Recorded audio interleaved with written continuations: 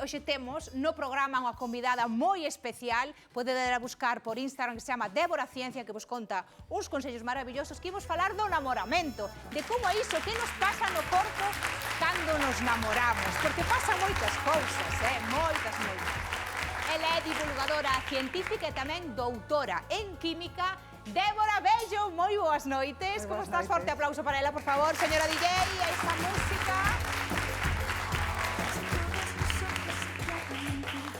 Débora, boas noites. Boas noites. Benvida a Malas Pécoras. Un placer terte aquí hoxe.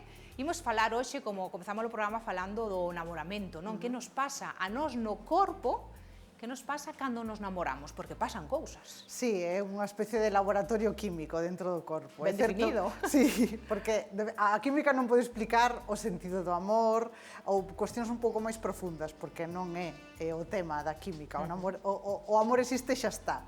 Pero sí que é certo que cando nos namoramos hai certos biomarcadores, é dicir, certas moléculas que algunhas suben, outras baixan, e todas esas sensacións que sentimos cando coñecemos a alguén, que temos esas borboletas no estómago, esa ansiedade, casi sensación ás veces de dependencia ben entendida, sí, pois podemos explicala a través dese laboratorio químico, de certas sustancias que fluctúan no noso organismo, están un pouco, bueno, desequilibradas, por así Cales son decirlo. esas sustancias? Que é o que pasa dentro do corpo? Pois mira, hai moitas moléculas, pero poderíamos falar dunha serie de protagonistas. Hai tres, que son tres neurotransmisores, que serían a dopamina, por un lado, teríamos a noradrenalina por outro e a serotonina. Estes serían os protagonistas, hai máis, non? E esas tres, cando nos namoramos, que pasa? Suben? Unhas suben, outras baixas. Vale. Por exemplo, a dopamina é unha sustancia que sí, se dispara. E poderíamos decir que é a molécula do desexo ou da anticipación. Tamén está relacionada coas adiccións, por exemplo. A adicción ao xogo e demais, pois dispara esa sensación de, ou cando buscamos likes na nosa conta de Instagram, pois esa sensación de anticipación de a ver se isto funciona, pois dispara os niveis de dopamina. Eso tamén pode disparalo unha persoa. Logo, por outro lado, a noradrenalina é outro neurotransmisor que o que influe pois, no estado de ansiedade, de que teñamos pois, un pouco máis de latido, un pouco máis de sudoración, este tipo de cousas. E por outro lado, a serotonina. A serotonina podería dicirse que é a molécula da calma, da tranquilidade, do sosiego.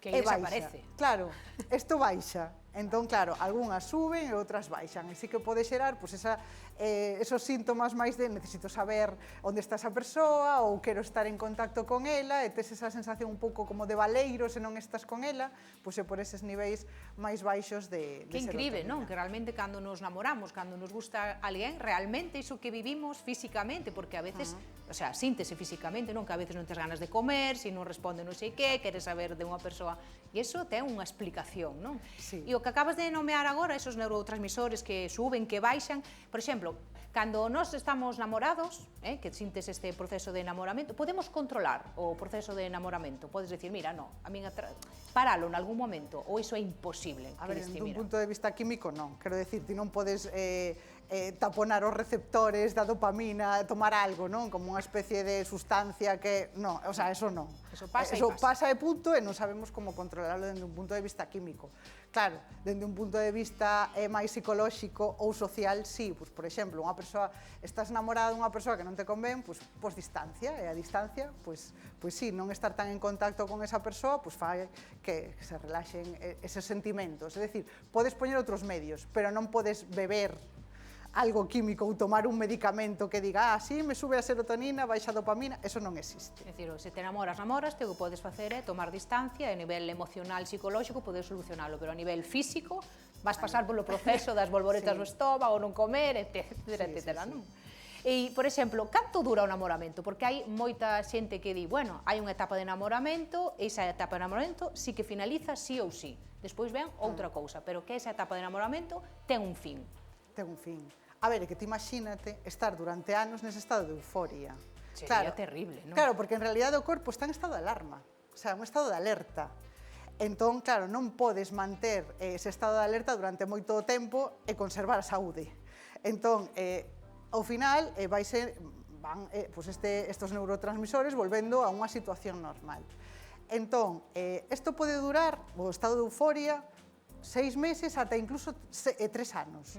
Mais aló é difícil sobrevivir con ese nivel de euforia. E logo, sí que é certo que se ti sigues namorado da túa parella despois deses 3 anos, a relación cambia porque as relacións cambian e transformase noutra cousa, eu penso que incluso máis bonita, e a molécula que media esta oxitocina, porque é a molécula dos apegos. Non é que cambie, que o amor romántico volva a ser un amor fraternal, pero sí que a molécula principal, a protagonista que media, ese amor que transmite esa tranquilidade, esa serenidade, esa confianza, que é todo o contrario do que sintes ao principio.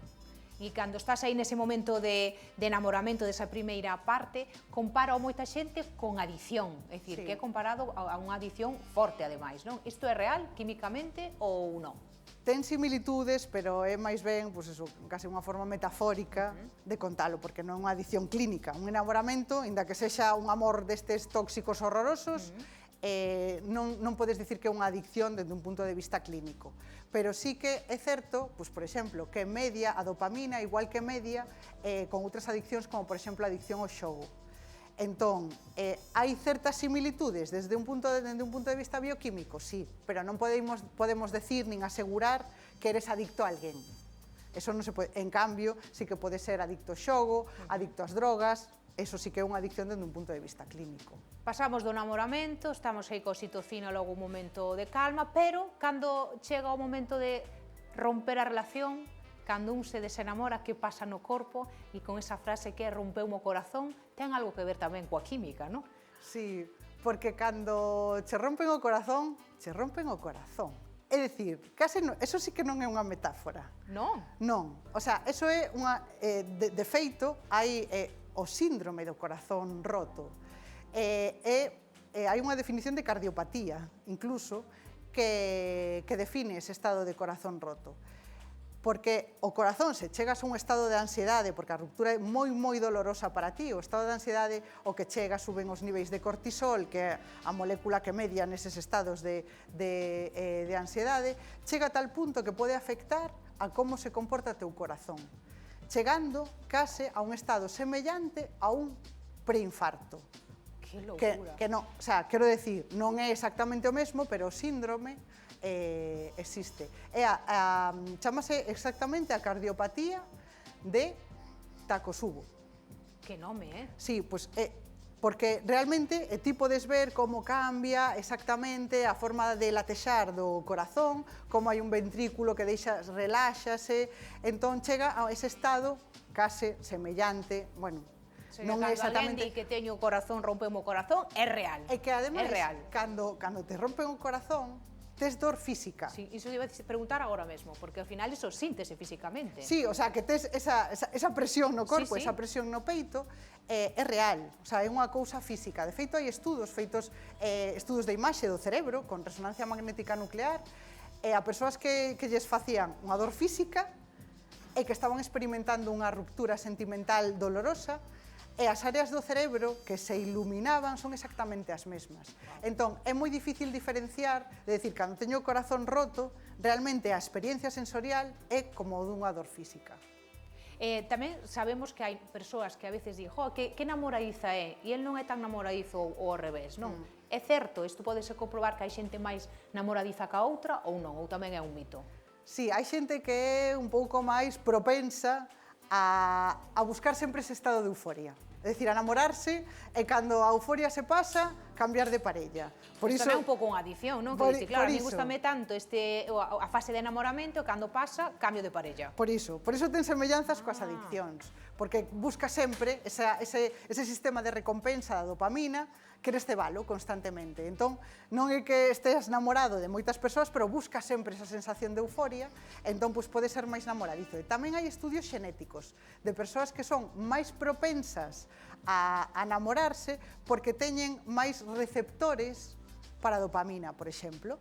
Entón, claro, podes decir, pois hai variantes xenéticas que Non é que logo, porque logo socializamos e as cousas cambian, non? Claro. O sea, a xenética non determina todo, pero sí que é certo que podes ter máis receptores para estos neurotransmisores, entón ser máis propenso a querer buscar esa recompensa. Está sempre buscando esa dopamina, eso que che enchan esos receptores de dopamina, non? Sí, exacto. Dicir que todo, é que Débora ten explicación para todo, non? Non, damos un aplauso a Débora. Débora, ti, bueno, nas redes sociais faz un contido maravilloso que convido a todo o mundo a que te siga, Débora Ciencia, así está no Instagram. Moitísimas grazas por vir a Malas Pécoras, por todo o que nos acabas de mostrar sobre o namoramento. E xa sabedes, o namoramento ao final é unha maravilla, verdad? Hai que enamorarse. Hai que enamorarse. E subir as hormonas, a oxitocina, lo que faga falta. Moitísimas grazas.